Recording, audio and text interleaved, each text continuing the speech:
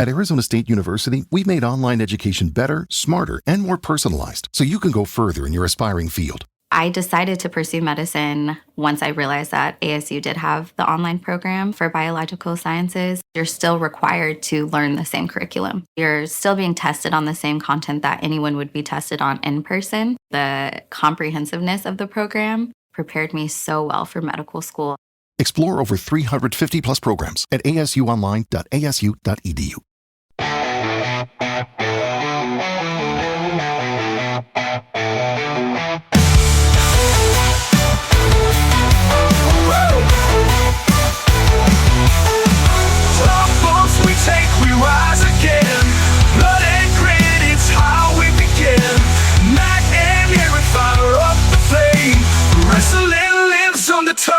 Name. Hey everybody, welcome to episode 12 of Tough Bumps. I am Matt Conderton, and of course joining me all the way from the great state of Iowa is Eric Pilcher. Hello, Eric. Hello, Matt. I'm actually turning my continual glucose monitor to silence. Oh, good. So, yeah, because, you know, this subject might cause my blood sugar to go up. Well, also, too, when you're doing a podcast, there's nothing worse than being interrupted by continual glucose. My grandfather used to say that. Oh, really? Yeah, he's very wise. Yeah, did your grandfather host a podcast? I don't think so, but he had just unimaginable foresight and could really. Into the future. Yes. Yes, he knew. Well, maybe the ghost of Wilford Brimley contacted him and said perhaps. that there will be future innovations in the world of diabetes. Yes. Yes. Wilford Brimley is like the diabetes Jesus. Yes, and one of the great mustaches in history. Yes, and the star of John Carpenter's biggest studio movie hit, Cocoon. Oh, that's right. I've never actually seen Cocoon. Didn't appeal to me. Just never saw it. I'm glad because it gave John Carpenter, as you can see the poster in the background, signed by John Carpenter. Yeah. John Carpenter is flowers. Yes. True. And John Carpenter has done far better movies. Yeah, absolutely. Far better on far less of a budget. So yeah. Just the way that's like when you tell people that Sam Peckinpah's highest grossing film ever is Convoy. Is it really? Yes, it is. Oh, wow. Not Bring Me the Head of Alfredo Garcia, not The Wild Bunch, Major Dundee, not cinematic classics. No, it's a cinematic shit pile that is Convoy. Wow. Convoy. So we should mention too, the date is the date that we're doing this. So we're streaming live. Of course, most people will listen to the podcast afterward, but if you do happen to be joining us live, it is Sunday, July 27, 2025. I think it's obvious what we're kind of skipping the undercard this week, and we're getting right to the main event because there's one big thing. This is a major news story, a global news story. Transcends professional wrestling, really. Yeah, like when a professional athlete dies and it's top story on major news outlets, it's crossed that line. Sure.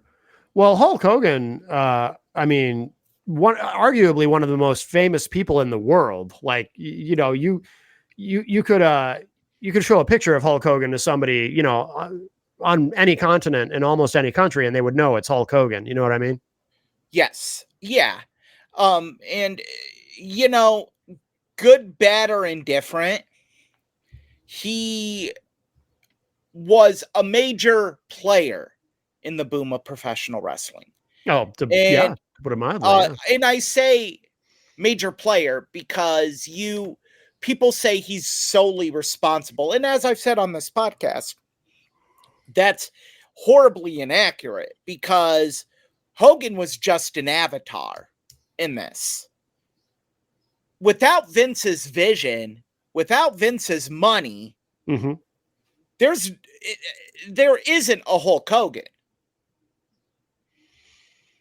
I mean, there might have been a Hulk Hogan sticking around But in the there wouldn't AWA, have but been the boom that right, it was. There right, wouldn't have been the animated series. There right. wouldn't have been the horrible, god awful movies that came out. Yes. There wouldn't have been a Sports Illustrated cover. There wouldn't have been the parents fighting over the LJN Hulk Hogan figure at your local Kmart. Mm-hmm. There would have been none of that. Right. So, yeah, Hulk Hogan could have stayed in the AWA, and I've said this. Hulk Hogan could have had a career still without Vince, but Sure. Vince wouldn't have had a career without Vince taking the risks Vince took. Mm-hmm. And Vince had far more to lose in this than Hulk did. Mm-hmm. Right. If WrestleMania had failed, Vince is done. That would have been the end. Yep. And I'm sure Hogan could have crawled on hands and knees back to Vern. Mm-hmm. Or even he could have went down to Crockett Promotions. Mm-hmm. I don't know if that would have worked out for him. Crockett was certainly not a federation where the big, larger than life guys succeeded. I mean, Crockett had, I thought it was where the big boys play. No? Well, no, that's after Turner took over for Crockett. That's right. Crockett was, your champ was Ric Flair, Dusty Rhodes, Sting. I mean, I think the biggest powerhouse they had under the Crockett banner was probably Luger. Mm-hmm. And Luger, I would say, had something Hogan didn't. Luger could actually work. Okay. This might be our first disagreement in this conversation, and we might have a few, which will be good. Oh, I think we will. Good for the show. So I'm going to tell you just a quick anecdote. So when I was in high school, the first job I ever had was at Sears. Remember Sears? I'm showing my age a little bit, but Sears. So I worked at Sears at the Steeplegate Mall in Concord, New Hampshire.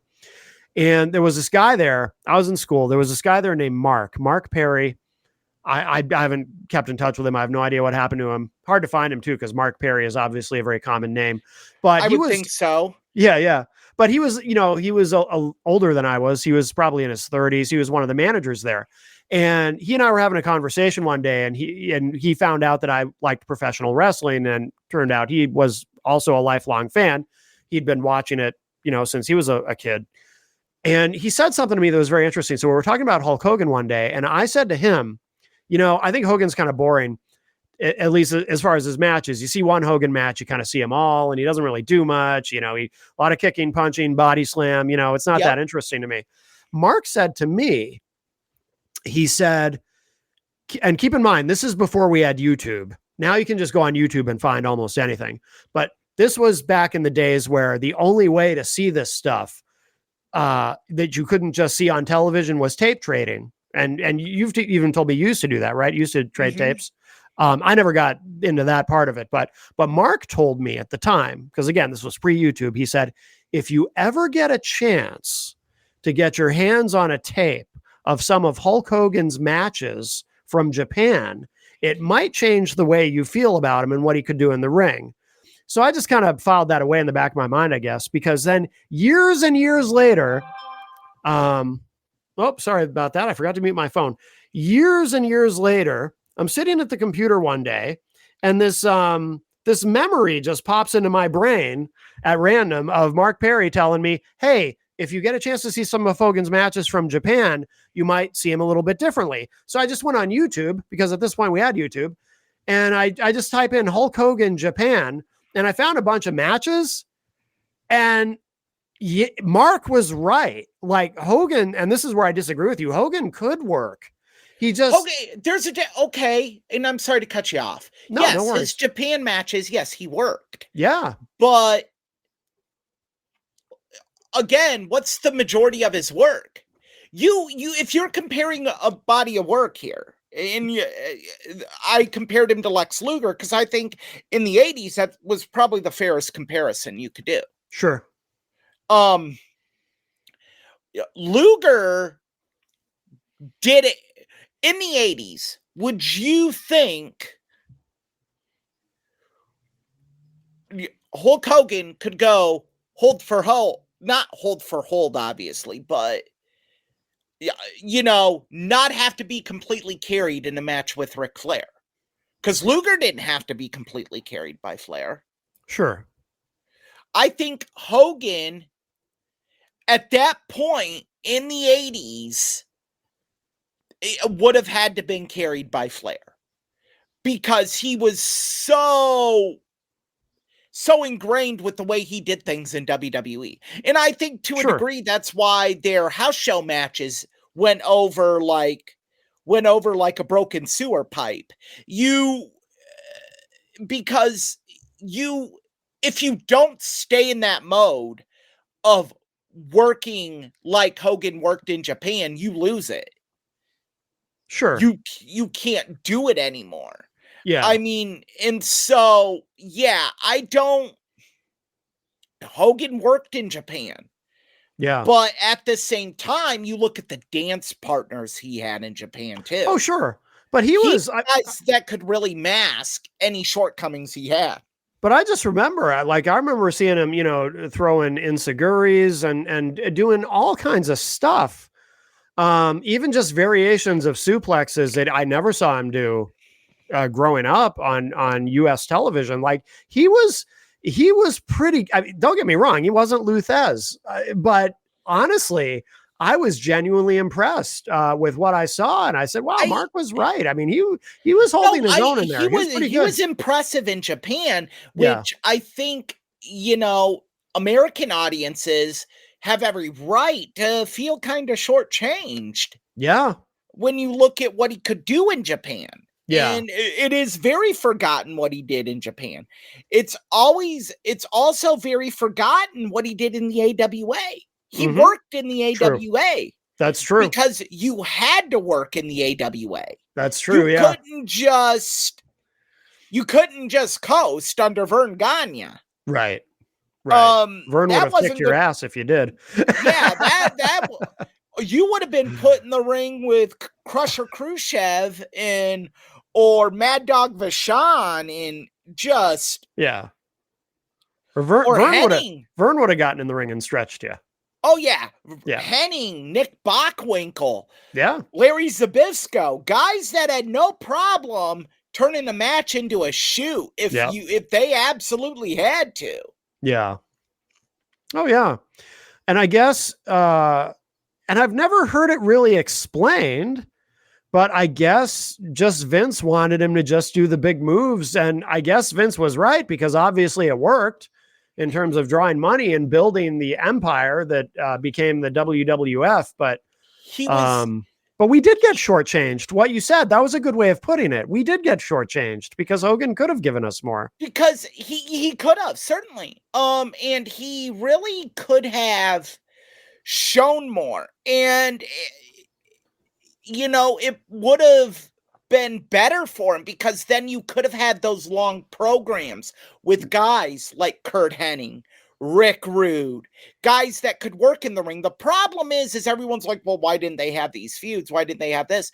And I'm sure there was some backstage politicking going on. Sure. Why they didn't have them. But I think in the flip side, you look at it as, and Vince probably felt, I would guess, felt this way, that you would expose Hogan. I don't know. Do you think so? Do you think that's how he looked at it? Or was it just keep it simple? I think in Vince's, that's it. Because if you then put Hogan in these matches with these legit technicians, fans would then be programmed to want him to be in these technical showdowns with guys like Ultimate Warrior, Sid Justice, on down the line. And that's not there. So then that becomes, I see what you're saying. Because then you not just expose Hogan, you expose who's supposed to be this chief villain that could really take Hogan out. It's what if yeah, I see what you're saying. What if you put Superman up against Lex Luthor in a Superman movie, and all Lex Luthor had was a bottle rocket? Yeah. Yeah, no one's gonna buy it. You're not Right. gonna want to see that. Right. So, yeah, I hadn't thought of it quite that way. That's interesting, though. I think you're onto something. That does make sense. If you put Hogan with Rude in an extended program, and I'm almost certain there was politicking involved with that, with Rude and Henning both, because they were AWA guys, and I'm sure they had an axe to grind with Hulk over the way he left the AWA. They did have matches with him, though, just not extended programs. I mean, I remember Hennig versus Hogan on Saturday Night's Main Event, which, from what I recall, was a really good match. Yeah, but again, you can't do that too often, because at that point, you're going to expose. Great way. I just thought of this. We could look at this. Goldberg versus Regal. Yeah. Because again, I go back to my main point. If you're a wrestler and you work a certain style for so long, you can't go back to a way you worked 5-10 years earlier. Well, it probably depends. I mean, I don't know that that's the truth for everybody. I'm sure for some people that is, but I'm sure there's some people who are just so good at what they do that they probably could go back if they had to. You know what I mean? It probably becomes like I mean, muscle memory has to play a role in this, and I'm sure it's like riding a bike. Hogan worked Japan sporadically. Mm-hmm. He wasn't a consistent performer in Japan. True. So I would say probably for every 3 powerhouse matches he worked 1 scientific match. Yeah. That's not a good ratio for muscle memory. Yeah, true. That's true. So we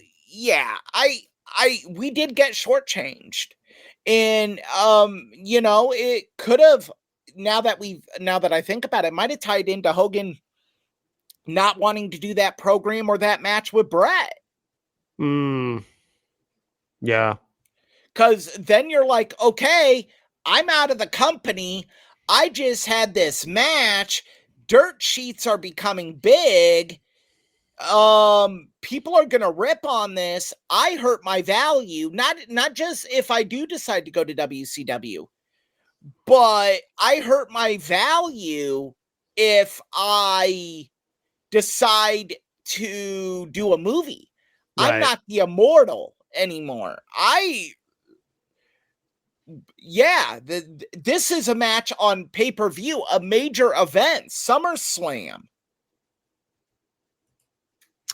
I had to put. King of the Ring. King of the Ring. It was the first ever King of the Ring when they were supposed to do it. Oh, okay. I meant to put that picture up of Hulk at the beginning, and I forgot to. But there he is. That's kind of the classic. I think that's probably the most seen picture of Hulk Hogan. Yes. The kind of the most iconic photos. We don't need to leave it up there the whole time, but I thought it looked cool. It actually looks cool with the tough bumps. That's a total coincidence. Does. Total coincidence, by the way. But the tough bumps, red and yellow. Actually, maybe we'll just go back to it for a moment leave them up because that does look. Oh, there we go. Yeah, that does look pretty cool against the Tough Bumps logo as a backdrop. The red and yellow Tough Bumps logo. Yeah. So we should should we get to let's get to the hard part of this. Oh boy. my thoughts and well wishes go to Terry Jean Balea's friends and family. Yeah. I didn't know his middle name was Gene. Yeah, that's it. Anything else you want to say? I mean, it's so hard. It's very hard because you know what? Okay. Hulk Hogan was a landmark figure in the history of professional wrestling. A pioneer in professional wrestling. Mm-hmm. Groundbreaking figure. Professional wrestling probably wouldn't be where it's at without him. Mm-hmm. Agreed. Terry Bollea is a piece of shit human being and was a piece of shit human being. And that's where there's the separation.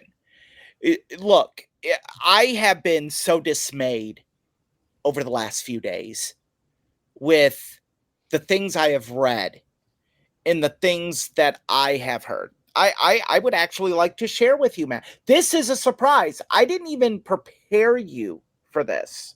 No. I I didn't want to know. I prefer to be surprised. What I was going to share with Okay. you. If you want, I can send you a screenshot of this because I actually did screenshot it. Oh, okay. Are you sending it via Messenger? Yeah. Okay. You will have to black out her name because I don't think either of us believe in doxing. This was on Threads, a response to me. When someone said Hogan used the N-word one time, and just because he did does not make him a racist. Yes, it does. And he used it more than one time. He used it 7 times in a 3-minute rant. Yes. People. Yeah. Even if that supposedly made him a racist, he still apologized for it. He gave his life to Christ before he died. As someone who was baptized a Christian back in 2017, let me tell you, you can give your life to Christ. This isn't Bible thumping. This isn't me pushing religion. This is me telling you biblically that is flawed, inherently flawed. Because the big thing to having your sins washed away under the blood of Christ, you have to be repentant. Yeah, exactly. And there are things he did after that prove he isn't repentant. Yeah. I will continue. I countered with, no, he didn't apologize. He told a room full of his peers, many of them African Americans, to basically not get caught. Right. You never know who's recording. He said something And he like used that. it Yeah. multiple times. He has Yeah. shown no contrition for it whatsoever. Here is the big response. Yeah, he did. He publicly apologized on live TV and said it wasn't like him and it's not typical behavior.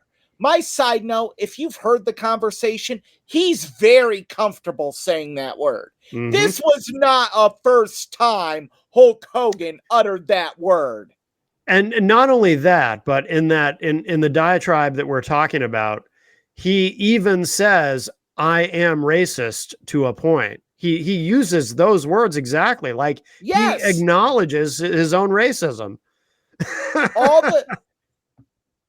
all the hoopla you just spewed as lies that was made up by the black people who were mad. Oh my God. Get your facts straight. In the one comment that he did make, he was irate because the man that his daughter was dating was an absolute loser who actually turned out to abuse her. So the word he used to describe him wasn't necessarily wrong, was it? That's some pretzel logic there.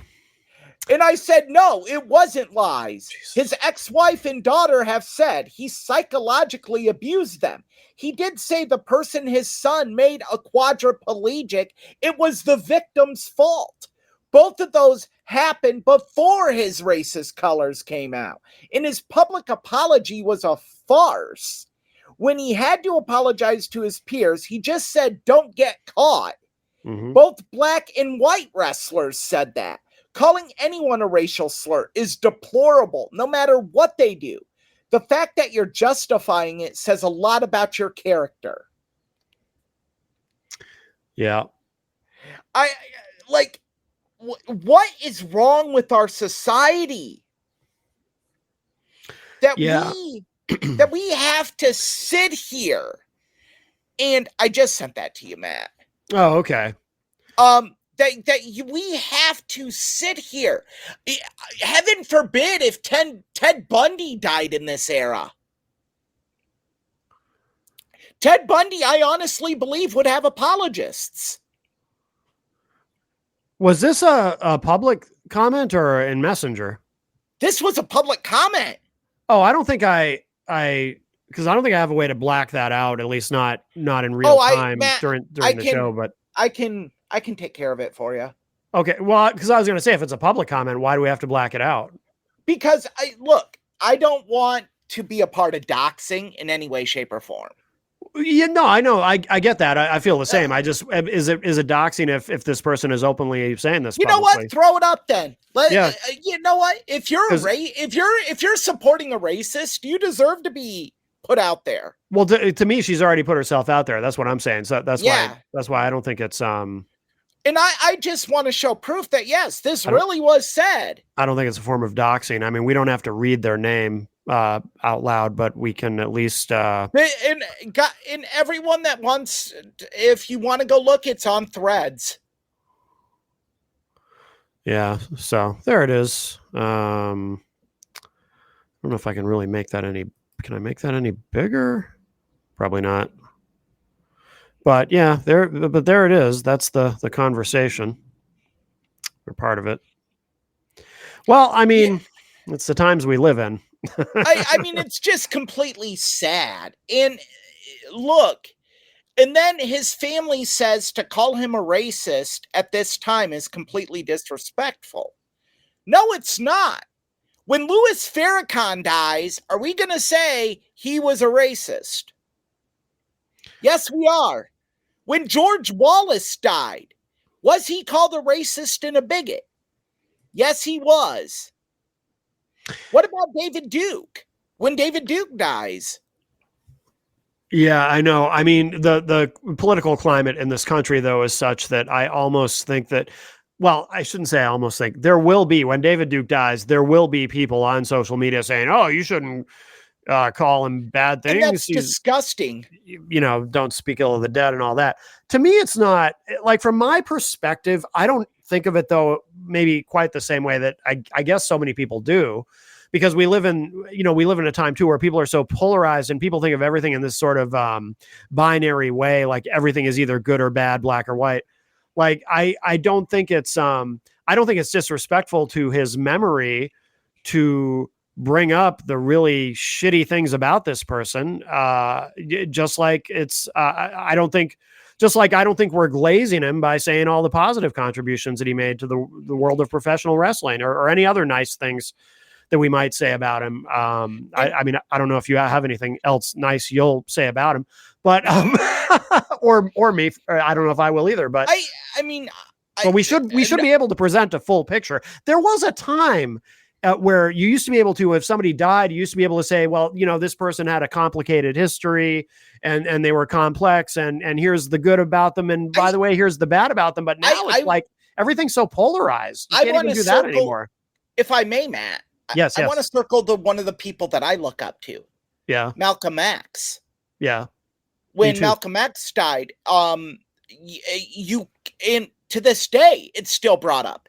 His polarizing views on Caucasians, Jews, until he went to the Hajj at Mecca. And then he came back. Yeah. A Muslim podcast that I follow. The guy's very well spoken, and he was actually personal friend. Malik, I can't even say his Muslim name. Yeah, it can be difficult. But you know what? I want to show, because it's key to this conversation. Yeah. And I heard it last night on my way into work. El Haj Malik El Shabazz. Okay. He's like, I am not going to talk about the man Malcolm X.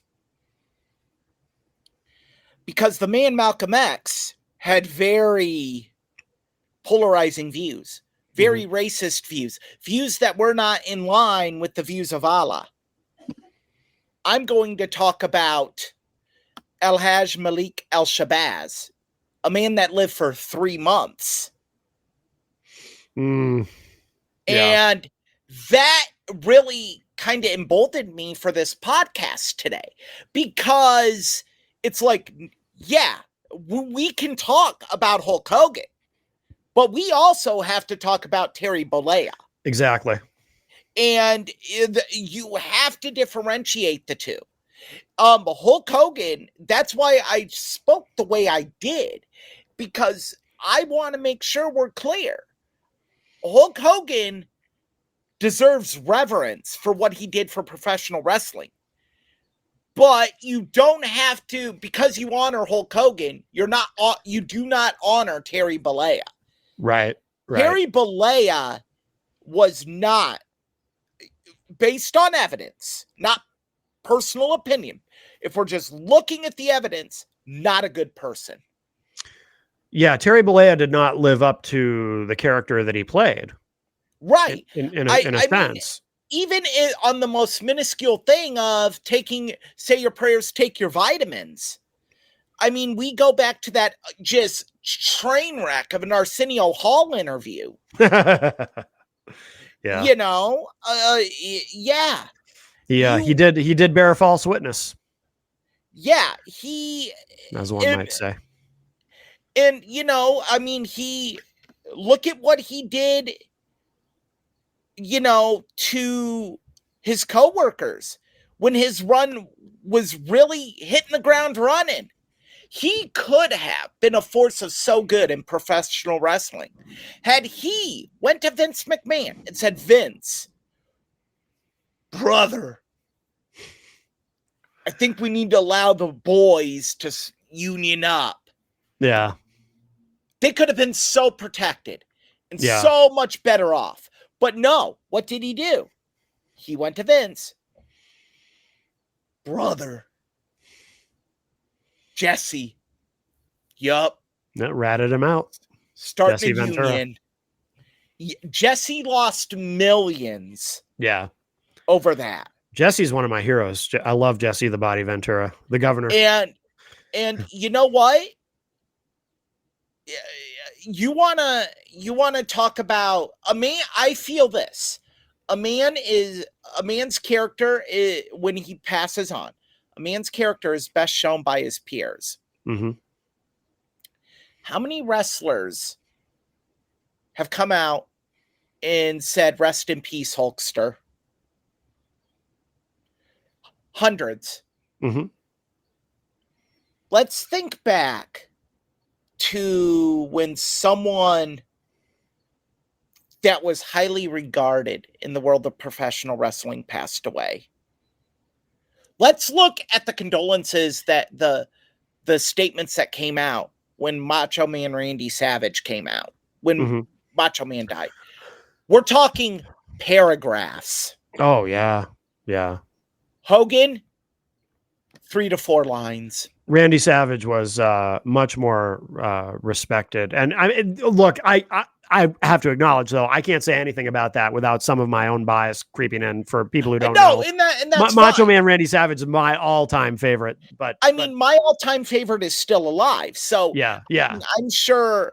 But again, I'm sure when Brett passes away, you're going to get more thought-provoking statements. I agree. From guys than just rest in peace, Hulkster. Thoughts and condolences go out to your family. But there's also, we're talking about respected guys that did this on social media. Guys like The Undertaker, Steve Austin. Yeah. They kept it short and sweet. And it was literally like a boilerplate, you know.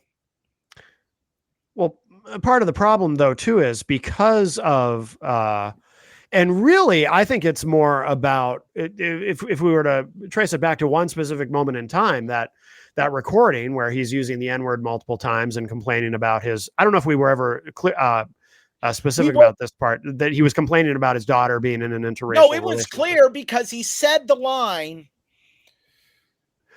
You, I just mean I don't know if we were clear about it when talking about it for people who don't know. Oh, about that. I thought you meant. Oh no, Hogan's thoughts and feelings during that tirade were very clear.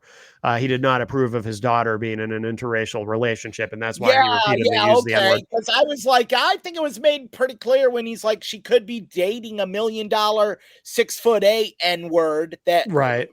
Oh yeah, no, it was no Hogan's thoughts were very clear. I think if you trace it back to that one moment in time, that's the crux of what is so deeply disappointing. Go ahead. Even recently, he could have shown contrition for it. When he was booed on the Netflix premiere, heavily booed out of the building, go home Heat. Oh yeah. On the Pat McAfee show, he's like, well, Los Angeles is a leftist city, and I supported Donald Trump. That's why they booed. Yeah. No, he could have acknowledged it on that interview. I said some very hurtful things. Yeah, I shouldn't have said them. He's never been able to do that ever. Yes, he apologized on TV, but his apology was, it's not unlike me. Dude, you said it. You were racist. Yeah. Like, it is like you. But I wanted to connect that though, that specific moment being the biggest problem for him to the responses from wrestlers who have to comment, because I don't know if you saw the Chelsea Green thing, but she got dragged. She ended up having to apologize and she shouldn't have, but she did. And she, by all accounts, Chelsea Green is a wonderful person. From everything I've read about her online, she's very well liked by management at WWE. Everyone loves Chelsea Green. She portrays a heel on TV, but she's actually a great person in real life, apparently. And even the heel that she plays is very likable. But anyway, so she said something. I don't have it in front of me, the exact comment, but it was something like, I didn't agree with his politics, but Hulk Hogan is an icon, and I'm so sorry he's gone, or something like that. But she led with something like politics aside, or I didn't agree with politics. And because she led with that, she got dragged on the internet by all these people who were furious with her, felt that she was being disrespectful. And because I got something to say about, and by the way, she ended up apologizing. She made a follow-up statement saying she apologizes if she hurt anyone's feelings. And, and here's the thing. It's this minefield that everyone has to walk into, including Chelsea Green. She's trying to do something nice. She's trying to offer condolences, but, Chelsea Green didn't put the minefield there. Nobody did. Hulk Hogan created that minefield. Yes. Or let me be more precise. Terry Bollea created that minefield that everyone now has to walk through now that he's gone, in terms of expressing condolences. Because if you happen to be someone who, you want to express condolences because it's Hulk Hogan, maybe you're like us, a big part of our childhoods, etc. So you want to express condolences for the character of Hulk Hogan, but while you're at it, you don't want anyone to take that the wrong way and think that you're okay with what he did and be, using the N-word and all that. And you end up getting dragged for it. And it's like, and I think that's why a lot of people just don't want to say anything, because it's a no-win situation. How do you express condolence? Because again, we live in this binary world now where, so I guess from the perspective of a lot of people, you have to be all in on Hulk Hogan. And now that he's gone, you can only say wonderful things. And if people think you're a racist because of it, oh, well, you either have to do that or you have to just ignore it. And obviously we're doing something more nuanced here because, we're not binary thinkers. We can approach these things with nuance and critical thinking, but I don't know how much of a place for that there is in this world anymore, because apparently you're not supposed to do that. It's very frustrating to me. And I feel terrible for what happened to Chelsea Green. She didn't deserve to be dragged for that. And she shouldn't have had to apologize. I don't think she should have apologized. I wish she had stuck to her guns. Maybe there was pressure on her from within TKO to apologize. I don't know, but yeah, she apologized for it. Look, Chelsea Green no one deserves death threats over No. something they say online. I mean, even if it's the most inflammatory thing, there's a line you don't cross. And Yeah. it has to be harrowing for Chelsea Green, not just as a public figure, but as a woman in America. Yeah. To have people sending these things to her. Oh yeah. So yeah, I was very hurt over that. Yeah. I was also there was one wrestler's response I was very disappointed in. Mick Foley's. Oh, I didn't see this yet. Mick Foley came out and said, I think you should wait 72 hours after someone dies before you say anything negative about them. Really? I'm like, no, because you got to present the whole picture, Mick. Right. And, like the whole picture, Hulk Hogan, according to reports, never was allowed to meet his grandchildren because of the psychological abuse he put on his daughter. I didn't know that. Wow. Yeah. I mean, I knew there was estrangement, but I didn't know that specifically. I mean, we're talking about a guy that even after he was baptized, did a video of him and his current wife laughing at his ex-wife having a mental breakdown on Facebook Live while eating popcorn. Yeah. It's disgusting. Like, you can have an issue with your ex-wife. Divorces are messy. I totally get that. But at that point, it's obvious she has some mental health issues. And on Thread, someone said, yeah, you seem to forget that she cheated on Hulk with her son's 17-year-old friend. Well, you seem to forget that Hulk was unfaithful to her for decades. Yeah. Yeah, I mean, and the psychological abuse he put her through that she documented in her book. Yeah. Whether it's true or not, that's up to you to decide. But I don't think you can make up the stuff she said in that book.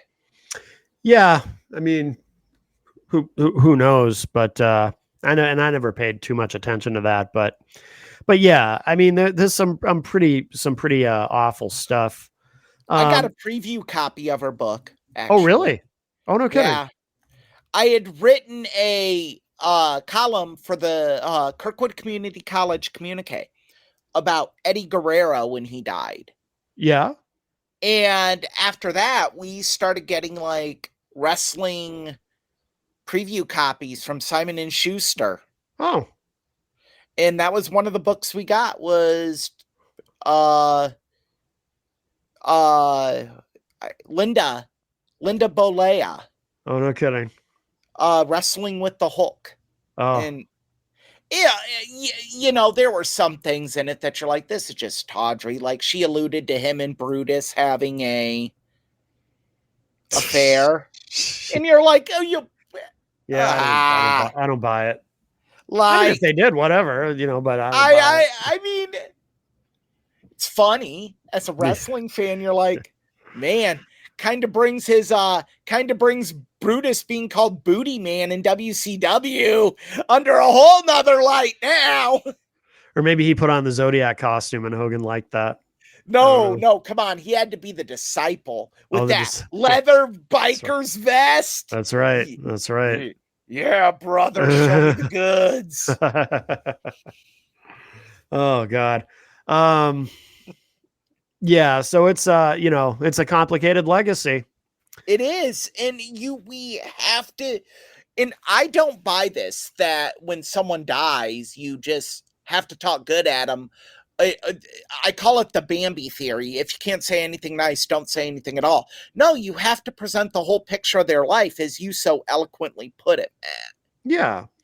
I for some reason I'm remembering when Richard Nixon died and people tried to find most of the eulogizing and all of it memorializing that I saw in the media was positive. People were trying to say positive things about Nixon, focus on some of his foreign policy achievements and whatnot. And I remember seeing Michael Kinsley. I don't know if you remember Michael Kinsley. I do not. He was the liberal host on Crossfire during its early days. And I remember seeing him going on the Conan O'Brien show at the time. And I used to love Conan. And they were talking about Nixon, and Michael Kinsley said, just because he's dead doesn't mean we have to forget that he was evil. So he was kind of breaking ranks with the rest of the media. He's like, this guy did some really evil stuff. And I don't know why everyone thinks we have to just suddenly forget that because he's dead. And it was, he was very blunt about it, it was funny. But yeah, I mean, I think if you're going to honor somebody, you have to present the whole picture. I think it's dishonest. Yes. I think to present that in a dishonest way, even if it's just, lying by omission, I think is actually dishonoring the memory of that person. And people are complex and they have multi dimensions, and there's good and bad in everybody. And there's some pretty bad stuff in Terry Bollea, but I don't think it honors his memory to just pretend that No. he was all sunshine and roses. No. And, I honestly, I remember as a kid, I watched many a Hulk Hogan matches. Sure. And they were positive memories. Mm-hmm.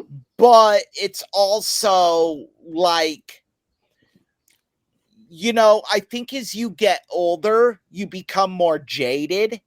Yeah. In a sense, because as you get older, you do see your heroes fall. Mm-hmm. Mm-hmm. And some of them fall hard. And Hogan fell hard. Yeah. I mean, we haven't even talked about the Gawker sex tape scandal. Right. Which I have my own beliefs on that. I think that was a setup from the word go to get Hogan millions. You do? You think so? Really? Oh, yeah. How? He had sex with his best friend's wife, didn't know he was being recorded. Mm-hmm. The tape just miraculously falls in the hands of one of the top unscrupulous media outlets in Gawker. Mm-hmm. And he had just lost nearly his entire fortune in a divorce. Yeah. Yeah. There's too many coinkydinks here Mm. to sit here and be like, really? No, I think there was a middleman that got the tape from Bubba the Love Sponge, submitted it to Gawker, and then I think someone else planted the information to Peter Thiel, knowing Peter Thiel had a major axe to grind with Gawker and had the millions to help Hogan do it. Mm-hmm. So, yeah, and everyone's like, well, he only settled for $25 million or whatever settlement he got after the $110 million judgment. But it's like, yeah, when you're worth like $500K. It's a lot of money. Yeah. No, no, it was a setup. Yeah, I mean, I'm not much of a conspiracy theorist, but I think, it's credible what you've presented, because the actual story that has been told, I mean, you're right. It is pretty incredible that all worked out the way it did, isn't it? Ah, everything's coming up Hulkster. Yeah, it is pretty remarkable. Do you think, and look, we don't do politics on this show, but it's almost impossible in this instance to avoid it completely, because that's also a part of Hogan's legacy. Do you think, were it not for the Gawker lawsuit and Peter Thiel getting involved, and because he bankrolled Hogan's lawsuit, obviously, if that all doesn't happen, do you think Hogan still ends up being at the Republican convention in 2024? Do you think all of that happens? Because I feel like there's a through line there, but I don't know. Look, Hogan and Trump had a friendship. I mean, WrestleMania was at Trump Casino 2 years in a row. Yeah. One of them, the greatest night of your favorite wrestlers. Yep. Career, right. WrestleMania 4 and then WrestleMania 5. Yep. So I think he speaks at the Republican National Convention. I don't think he's the keynote speaker that brings out Donald Trump. Yeah. And look, you can argue that, and there are some people that have argued this, that Hogan was right, that he was booed because of his association with Donald Trump. Mm-hmm. I counter with Undertaker is a Donald Trump supporter, and he was rained with cheers at that same Netflix premiere. Oh yeah, absolutely. Yeah. Politics had nothing to do with it. I think politics might have been, it was not the cause, but I think it might have been another log on that fire. I think for a lot of people who were probably there in that crowd, in that LA crowd, it was like, it's hard to know. See, we'll never know. We can speculate all we want to. It's so hard to know. But I think that Hogan speaking at the Republican convention for a lot of people, and it is a blue state. I think it was another log on the fire, the same fire. Some people are going to get mad at me for this, but the same fire that was ignited by his comments. Maybe I know what you're trying to say, and I get it. That it might not have been the factor, but maybe it was a factor. Yeah, and there's a difference there. To prove that I'm not just a hard-hearted asshole on this, it is sad that is Hulk Hogan's last WWE appearance. It is. Yeah, it is sad. It is sad. Yeah. That's how he's gonna be remembered. Mm-hmm. But at the same time, can you really say he deserved better? No, I can't. I mean, under the circumstances at the time, I can't. I'm like, am I gonna sit here and pretend like I'm like, that I'm heartbroken that that's what he got? No, I mean, we were all pretty entertained by it, actually, right? Well, I shouldn't say we all. Some people were bothered, but... maybe they did just hate Jimmy Hart. Maybe Jimmy Hart just got under everyone's skin that night with his half-ass waving of that American flag. Oh, I don't think it was half-ass. I think he was putting he's an 80-year-old man. I think he was putting everything he could into it. Hulk Hogan, the next day on his press conference on the Pat McAfee show, said it was a half-assed waving of that American flag. That's right. And he challenged a who's who of WWE wrestlers. We got to clarify this for people who haven't seen it. So for people who don't know, so the next day on Pat McAfee's show, there was a guy pretending to be Hogan. They did this bit where they said Hulk Hogan has joined us, and it was a guy. I don't know do you know who the comedian was who was playing Hogan? He's not a comedian. He is actually a host on the show. Oh, he is? Oh, okay. So one of the guys on the show was doing it. Okay. Yeah. So he did it on WrestleMania weekend. Oh, okay. So he's on the show as Hulk Hogan, and that's where that whole came. They weren't booing, brother. They were saying Hulk Hogan and blaming Jimmy Hart and everything. And it's very funny. If you haven't seen it, you should find it on YouTube. It is very funny. It might not seem as funny now, but that he's going to come back for another run. And lists only African-American wrestlers he's going to. Yes. And one of the funniest ones they did, it's Ty Schmidt. Ty Schmidt. Okay, yeah. Well, hats off to him. He did a great job. Well, at WrestleMania weekend, he was out there and he looked at Darius Butler, who is an African-American contributor of the Pat McAfee show, and goes, "Brother, we don't want you drinking real American beer anyway." Really? Oh, that's funny. Wow. And then he's like, "No, brother, it's because he was born in Germany.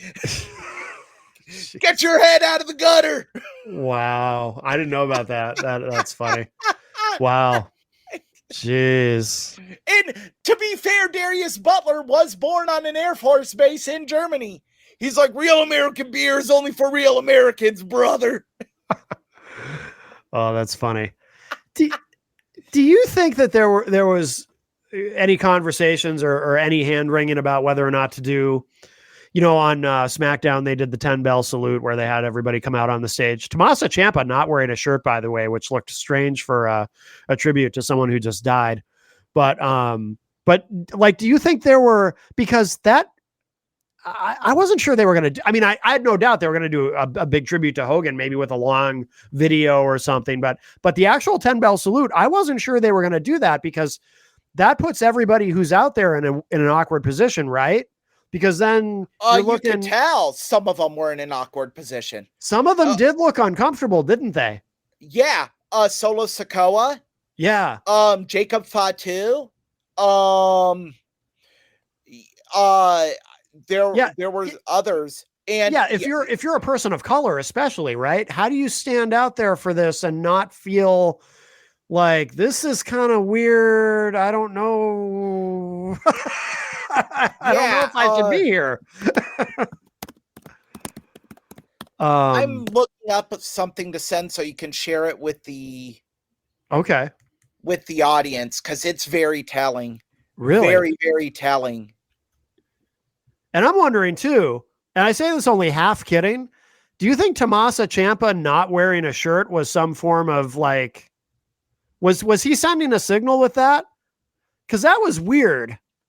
And I understand it's summertime and he's probably hot, but Tommaso Ciampa's crazy. So yeah, I know, guys, in nothing negative, just Tommaso Ciampa is a very weird bird. And so I think you might be reading too much into it. Tommaso Ciampa was probably just like, I don't care. I just sent it to you on Facebook, Matt. Yeah, I'm grabbing it now. Let's see here. I had not seen this picture before, but glancing at it as I get it loaded up here, I see what you mean. So there's Solo Sikoa. Yeah. So AJ Styles is in tears. Well, now I need to jump in. Okay. We need to understand, when Hogan was in TNA wrestling, he really, I mean, AJ was over like Rover, but he got AJ over to another level in TNA. Yeah. So, to be fair to AJ Styles, Hogan probably did mean a lot to him. Sure. That's fair. But damn. But Solo Sikoa, the look on his face is not one of, he doesn't look like he's going to cry or anything. Certainly he looks like he's like, he doesn't want to be there. He looks like, the expression on his face, it reminds me how I would look when I was a kid, when it was time to be dragged off to church on Sunday morning. Like, really? Got to do this again this week? Yeah. Yeah. He doesn't look, that's interesting. I mean, that should tell you. A picture's worth 1,000 words. It sure is. Wow. Well,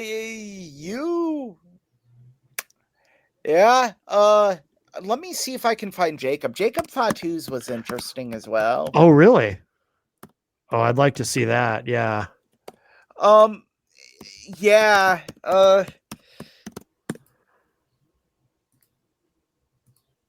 I didn't see anybody wearing like Hogan armbands or anything. Like, you know how sometimes after somebody dies. Yeah, here it comes. Okay, let's see here. This is just, you know. Okay. Let me grab this picture here. Oh, actually, I got to do it this way. That's okay.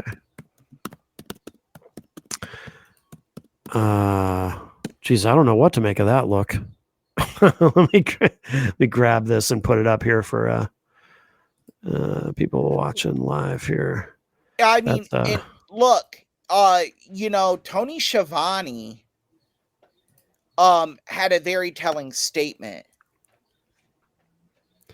So there's somebody said condolences to you, Tony, for the loss of your friend, and Tony said, "Friend, no." I saw Coworker, that. yes. I saw that. Yeah. Jacob. I don't know what to make of that.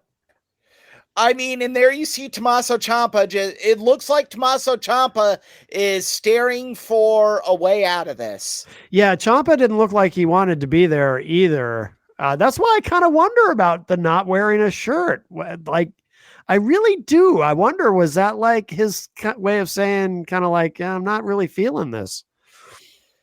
Yeah, there's a lot of telling faces in there. If you look at the one right by Jacob Fatu. Oh, let me go back to that. Yeah. Which one? The girl. I can't really tell who it is, but if you see her facial expression, it looks like someone just let a fart go in church. Yeah, I'm not sure who that is either. I was trying to figure that out. Well, whoever it is too, she looks really young. She might be like, who's Hulk Hogan? No, but why am I here? Yeah, Grandpa. Yeah, but yeah, Jacob Fatu, man, that's quite the look. I think he just did. Nobody tell him it's okay to break character for this? Maybe he looks like he's thinking, yeah, all gas, no brakes. You know what I mean? I don't know what he's thinking. It looks like he's thinking, fuck this guy. You know what I mean? Yeah. Man. Maybe. So, like I said, some of those, I saw the stills and I'm like, you can catch a still at the right time and use it any way you want to use it. But man. Yeah. Oh, good Lord. Good Lord. And I assume they'll do something on Raw tomorrow night too. Yeah, I'm sure they will. Yeah. I wonder if CM Punk for SummerSlam will wear the red and yellow. Yeah, he hasn't said anything, right? He hasn't said anything publicly, right? No, and I doubt he will. Yeah. I was telling my cousin Austin about this. I'm like, I recall Roots of Fight, a high-end clothing company that does stuff for like clothing based on iconic athletes. Yeah. Asked CM Punk to do a video talking good about Hulk Hogan, and he just flat out said no. Yeah. Like, it wasn't even a discussion. I mean, CM Punk is a contracted athlete with Roots of Fight. Yeah. And he's like, no, I'm not doing that. No. So now there is a kind of a lingering question. I haven't seen this addressed anywhere, but what happens to, what the hell is it again? Real American Freestyle. So what happens to that now? Because I'm pretty sure Hogan's not going to be there. Wow. What? No, I'm just saying. You think? Well, that's sort of a callback to, yeah. I think he could do a kick out at the hard 2. Yeah, I think so. Yeah, because I saw this post and I shared it with you, Matt. That's like, Hogan's got to be cremated because no way is he going to let dirt get over on him. Right. He ain't going to put dirt over. That's right. That's right. That doesn't work for him, brother. No. But yeah, have you seen anything about that? What happens to that? It's going forward. Yeah. Look, I said this. I have a theory. They could really use this to their advantage. Yeah. They could do a Hulk Hogan tribute show for their first show and tie it into Ben Askren's health problems. Yeah. Proceeds go to Ben Askren. Okay. I mean, Money in the Bank, dude. You could bring all those guys, the legends that were there, do a meet and greet with them at the event if you have a ticket. Yeah. Okay. Well, I think that whole thing's going to go away pretty quickly. By the way, we do have some comments. So on our Facebook feed on my page. Oh boy. Okay. And these don't show up in our regular chat room, and I don't know why. So sometimes I don't see them until afterwards. So I apologize. Let's see. A couple of these are pretty specific to that moment in time during the program. But Crystal points out Hulk could have been booed for multiple reasons in LA. I agree. Yeah. And Rocky Uber points out Hogan fell hard as soon as he used the hard R. LOL. Yeah, I mean that's really what wrecked his legacy. Yeah. That's I mean a lot of the other stuff could be forgotten, but that one moment, I mean, there's just no taking it back, and he never was sufficiently contrite for it, and he never seemed to understand. That's the thing too. Like he couldn't.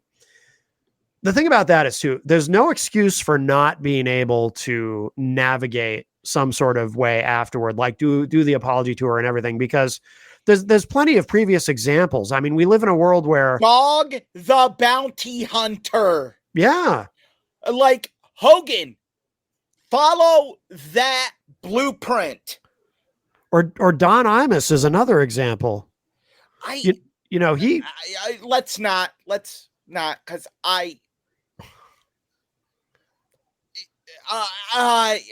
I'm gonna say it. Fuck it. Okay. I don't think what Don Imus said was that bad. I think, well, it's certainly nowhere near as bad as, I mean, a racial joke is not the same as genuine hate. I agree with you there. If that's what you mean. If you're going to look at things Don Imus said in the past, in comparison to that, I think he said it about a feel-good story at the time. And that is why. Because people forget, Sid Greenberg said something that I thought was more heinous. Yeah, I mean... And so, I don't... Yeah, I mean, that's a more complicated example. But especially where it was in Imus's contract with CBS Sports that he was supposed to be edgy, but he went too far with that. I think. I mean, I thought Sid Greenberg's statement was worse. The more I see the Rutgers women's team, the more they look like the Toronto Raptors. Yeah. It's like we're gonna focus on two words that are in rap lyrics. Yeah, but no, I know. But the point is though, the blueprint was there for Hogan to follow. Oh yeah, you do the apology tour, and you know what's funny about that too? Him and Dog the Bounty Hunter had a friendship. Oh, I didn't know that. I didn't know they were friends. Yeah. Well, I bet they had some interesting conversations because Matt, don't go down that road. Coming back to me now, why was Dog upset? Same kind of thing, right? Interracial relationship. No, we are in his family. Man. I'd completely forgot about this until you brought it up. But yeah, same thing, right? Birds of a feather, Hogan and Dog. Look, Dog. Birds of a feather. He's dead, right? Did he die? What? Did Dog the Bounty? No, his wife died. His wife died. Dog is still alive. Okay. Yeah, I don't know how, but Dog is still with us. Yeah. You know, and I do believe Dog was truly contrite in his apology. Like, because if you listen to him, even now when he talks about it, he literally is saying, I had no understanding that it was wrong.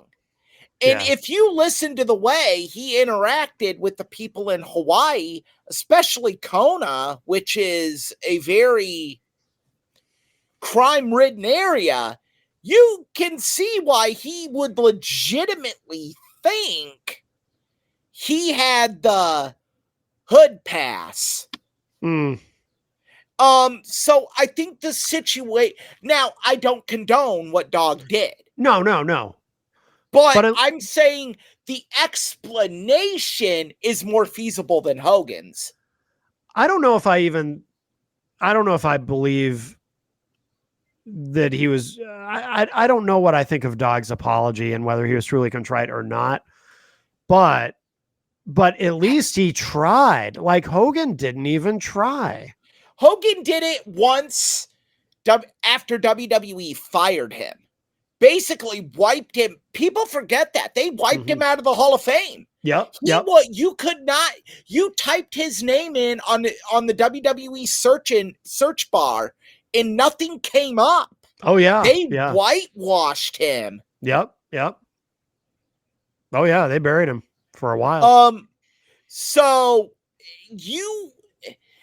and then he, like, it took about 6 months, and then he goes and he does this public apology, but then he has to go and apologize to his peers and nothing. Yeah. And Hogan, dumb fuck. Listen. You don't know who's recording, brother. Yes, you do. You were on a jailhouse line, stupid. Oh, when he was talking to his son, Nick. Yeah. Yeah, you're on a jail line. It's recorded. Yeah. Dumbass. For those, we should also clarify that for people who don't know. When Nick Hogan was in a car accident driving very recklessly. And I'm going to touch on that after you're done, Matt, because there's something that adds to the character flaw of Terry Bollea. Big with that. Oh, yeah. And Nick's friend, Josh Graziano, I think was his name? John Graziano. Yes. Was in the passenger seat and ended up on just in a terrible. I think Nick was fine, but John Graziano ended up. I believe is he still alive today? Yes, paraplegic. He's a paraplegic. He was in a vegetative state at one point, wasn't he? After the accident? I think he's actually a quadriplegic. He's a quadriplegic. Okay. Yeah, he has no movement from neck down. Yeah. And Nick went to prison for that because he caused it. Then painted himself out to be the victim on the show Brooke Knows Best. Yep.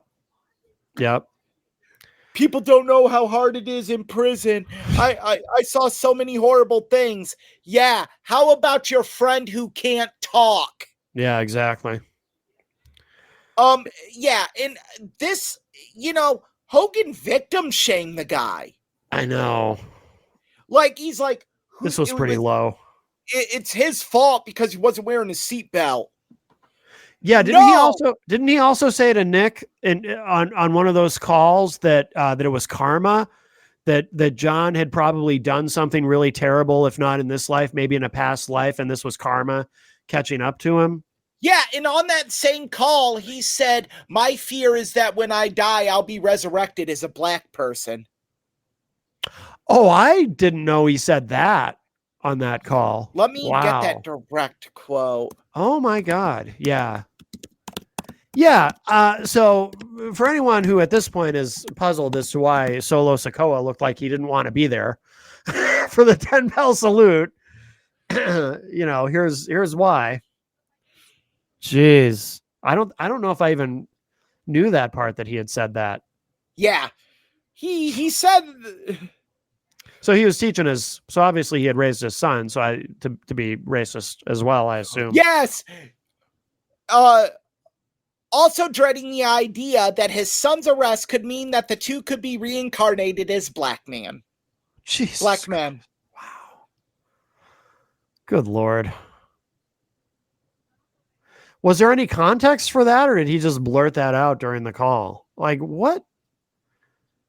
Because that's interesting too. If somebody goes out of because what could have possibly been the context?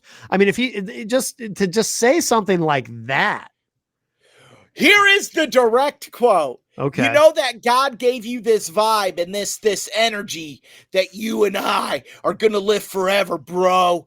He said, I just hope we don't come back as a couple. I don't want to say it. Blizzak Gizeyes. You know what I'm saying? Brutal. Nick responded after they both laughed. Oh my God. Jesus. Yeah. Yeah. And Hogan also talked to Nick about possibly being transferred from the adult jail to juvenile hall. It's down in St. Pete and it's mixed race and we get along with everybody. So that's fine, Nick said. Hulk said, your mom went there and said it was mainly Blizz. You know what I'm saying?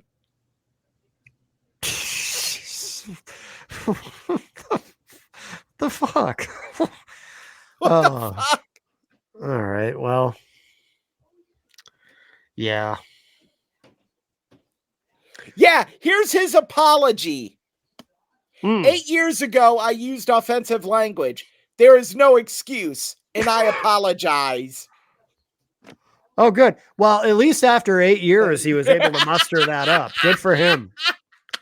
Good for him. Only took 8 years. 8 years. Yeah.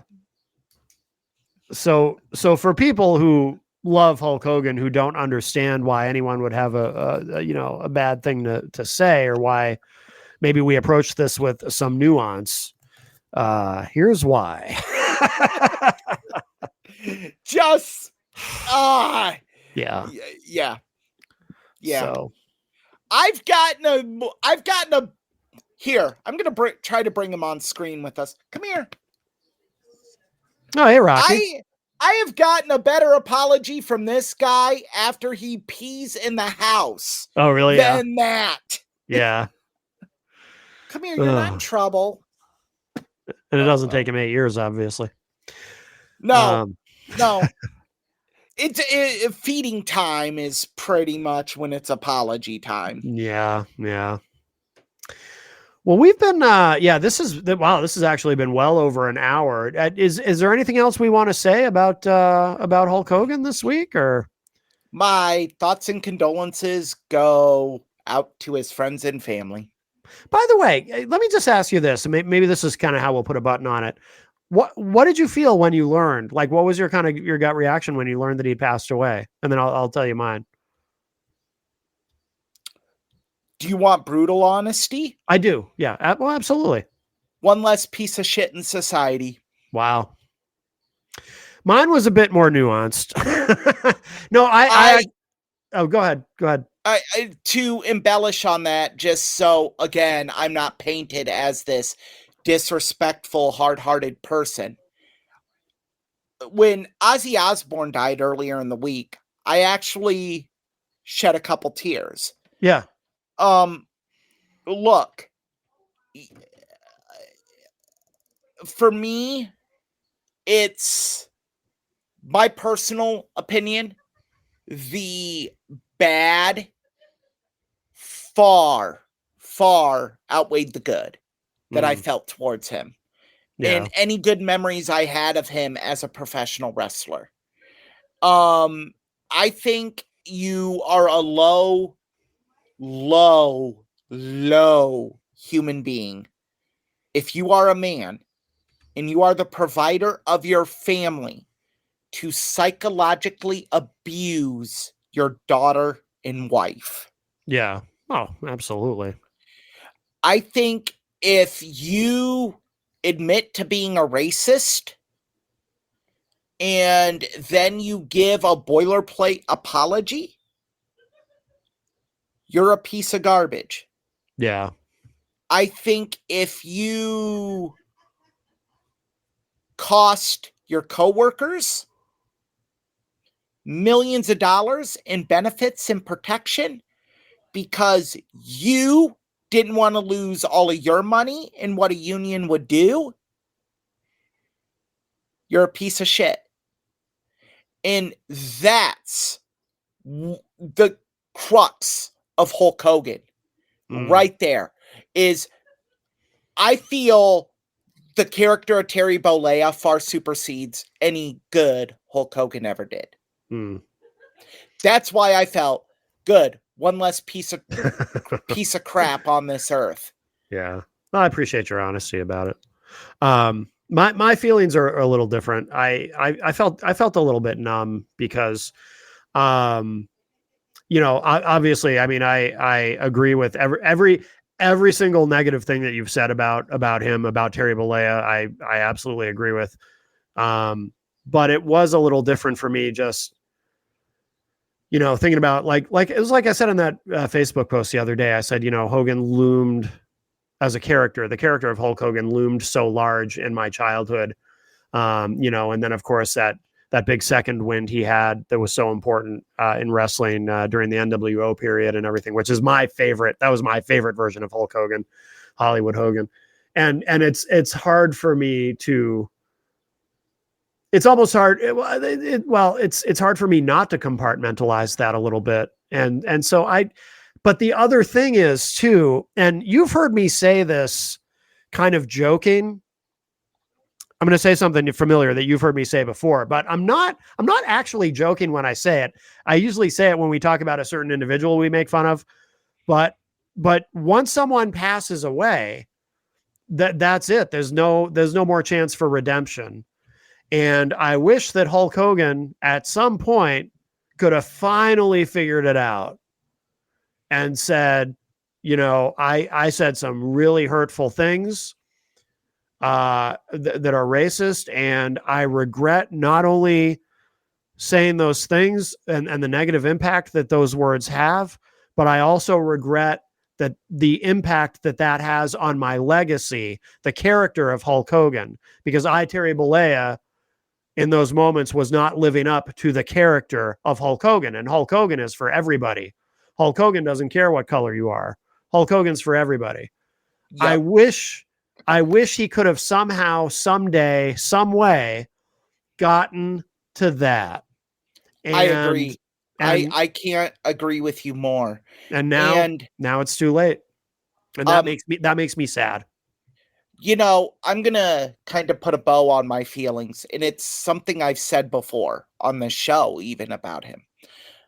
But I'm going to add something to it right here. Mm-hmm. The money he took for years had only one color, green. Mm-hmm. And it didn't matter what color he took it from. Mm-hmm. I would guarantee you that same amount of African-American kids had their parents buy them Hulk Hogan merchandise as white people. Because wrestling is not progressive. There wasn't a black hero in wrestling in the 80s. Yeah, they were given Ron Simmons, but there were, not like Hulk Hogan level. Right. Yeah, exactly. Yeah. So my point is that Hulk Hogan was it, and so he had no problem taking that money. Right. No matter who gave it to him. And my final point is, what did Hulk Hogan, Terry Bollea, ever give back to the business?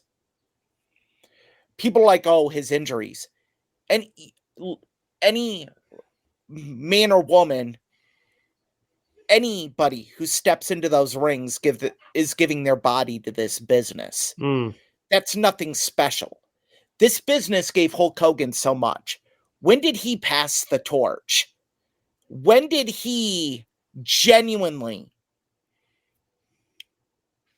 let his generation go away and pass the torch on? People forget when he wrestled Shawn Michaels in 2005. He politicked to get over. Yeah. It was supposed to be a 3-match, supposed to be a trilogy. Yeah. And Shawn was going to go over. After the first match and Hogan goes over, Hogan puts the kibosh on it. Yeah. So the business gave him everything. Everything. He is not at the level he's at without professional wrestling. Right. I mean, because I know that Metallica bass player audition didn't pan out. Yeah. Because it never fucking happened. Right. Yeah, that's something we didn't talk about, but I think everyone knows J- that by now. Hogan was such a lot. Hogan made up so many stories over the years in He different said interviews. how he broke Dick Slater's arm in Japan. I know. I don't even know that story. Not, but I'm sure it didn't happen because No, Dick Slater would have killed him. if Hogan said it, there's a good chance it didn't really happen. Yeah, I know. He was a notorious liar. That's another big He thing. said another one how Brody feared him. Oh yeah, we could do a whole episode on Hogan's lies. Like, where does this crap even come from? I know. Yeah. Like, yeah, my favorite thing is the Metallica one because someone asked Lars about it and he said, "I've never met Hulk Hogan in my life." Yeah. So yeah. Thank Hulk Hogan for that bass line in Whom the Bell Tolls, because it was all him. As far as giving back, though, I will say one thing. He did, if I'm not mistaken, and John Cena obviously has since broken this record, but I believe during the 80s, kind of the peak Hulkamania, didn't Hulk Hogan hold the record for Make-A-Wish? Didn't he see more kids than anybody else? That's not giving back to the business, though. Well, but it's giving back to the fans. Giving back to the business is sacrificing I know your personal standing to better the business. I agree. It's not the same thing, but I just think it's worth mentioning though. Just wanted to, because that is something that I do think he was very charitable, which also he did a lot for charity. To circle in back to Rocky's point, that hard R killed him because he was so charitable. He did do so much, and I do believe at some point that he genuinely took the good that Hulk Hogan represented and ingrained it into Terry Bollea. I just think the evil of Terry Bollea superseded it. Yeah. I think it's because it was so hidden for so long, and he's like, got one over on him, brother. Yeah. And so then he just figured he could let it out because he's so beloved. Yeah. That he could get away with it. So yeah, it is sad that when we're remembering him, a majority of it is negative because there was a lot of good that he did. But the just bad is just, the bad just takes it over. Yeah. Because of how heinous it is. Yeah. Yeah, I agree. Well, and go ahead. Yeah. And marrying a woman that is your daughter's age and looks just like your daughter is just downright creepy. That is. That's bad. Yeah. Bruh. Well, how old? So is that the woman he was married to at the end? No, that's Jennifer. Sky is the one he was married to. Let me see if I can find a picture of her, and y'all can be the judge. So this last marriage was his third marriage? Yes. Okay. Yeah, because at a certain point, I kind of stopped paying attention to I was never someone who could sit and actually sit through an episode of Hogan Knows Best and enjoy it or anything like that. I mean, it wasn't even a funny, I don't even like saying this about this show because it's very disparaging to the show, because the show was absolutely funny. It wasn't like the Osbournes where it was a funny train wreck. Right. It was a legit, this family, the son is running wild. The wife is spending like crazy. Yeah. And, Brooke is being treated like a little girl. Yeah. Yeah. Didn't this cause a problem between he and Brooke that, he was dating? It's pretty weird. Yeah. She was a friend of Brooke's. Yeah. and the thing is too, when you're rich and famous, like Hulk Hogan, you've got options for dating. You don't have to date one of your daughter's friends who's your daughter's age. You've got other options, certainly, other women you could be meeting. Yeah, I'm having a hard time finding a. Oh, that's okay. Maybe. Here it. Yes. Oh man, in this photo, you can definitely see it. Just how much she looks like Brooke. Yeah. Oh yeah, it does look like Brooke. Let me see. Let me grab this. I'll put it up. Yeah, that does. I'd never really, because like I said, at a certain point, I just stopped paying attention. Yeah. To a lot of the drama around Hogan. Yeah, that does look a lot like Brooke. What I was going to say though is, and hear me out, and I don't just mean that for you, but for the listeners, hear me out. It kind of makes sense if you take the age part out of it. What's the rule? Half your age plus 7. I think she's probably a lot younger than that. But it kind of makes sense if Hulk Hogan as a man, if he had some men are attracted to very specific characteristics in a woman. And that look like his daughter. Well, here's the thing though. Think about it. Genetically, his daughter looks like his daughter's mother, right? So if there are certain genetic characteristics that Hogan's wife has, and then they have a child, the daughter is going to have those same characteristics genetically. So for him to find, okay, you understand what I'm saying? Mm-hmm. It's not. I get where you're going. People think it's creepy, but if you think about it logically, it actually makes sense. Because some men, if you look at all of his wives, and he definitely has a type. Because this woman, yeah, she looks like Brooke. She also looks, but by default, she also looks like a young version of Linda. Linda, yes. Right? That's his first wife. So, that's what I mean. So for anyone who, if you think about it logically, it makes sense. So, but anyway, doesn't make the whole thing any less weird though. Well, all right. On that note, should we, we'll put a bow on it? Yeah. Put this one in the books, episode 12 of Tough Bumps. And we never talked about what we're going to talk about next week. I do think one of the things I'll kind of put you on the spot here. We should talk about Goldberg, because I'll just say, I thought his match with Gunther was better than anyone had a right to expect it to be. And then he's going to shit all over everything. What's wrong with this guy? He went out on a high note, Matt, and all he's doing is bitching about it. I want to hear you say these words. Yeah. Eric, you were right. Well, about what specifically, though? About Goldberg being a turd. Like, this just... Yeah, you were. I'll say it, yeah. This just... To quote Crichton from Red Dwarf, allow me to enter smug mode. Look! Yeah, we got to talk about that next week for sure. And and next weekend is SummerSlam. Oh, yes. So stay tuned to our page for some potential breaking news that we might be doing some great things with SummerSlam. Yes. I hope so.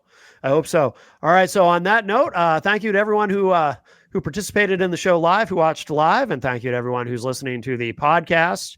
Of course, you can go to mattconnerton.com/toughbumps for the archive, and it is on all the major podcasting platforms as well. And Eric, where can people find you online?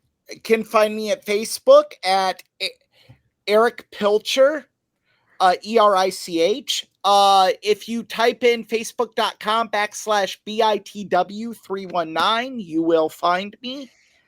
You can find me on Instagram at epilcher617, Twitter erpilcher319.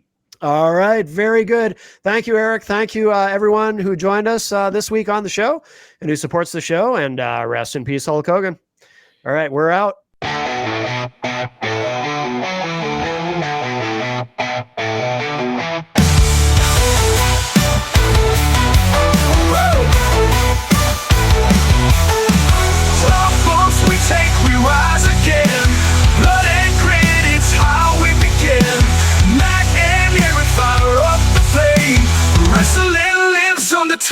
false name.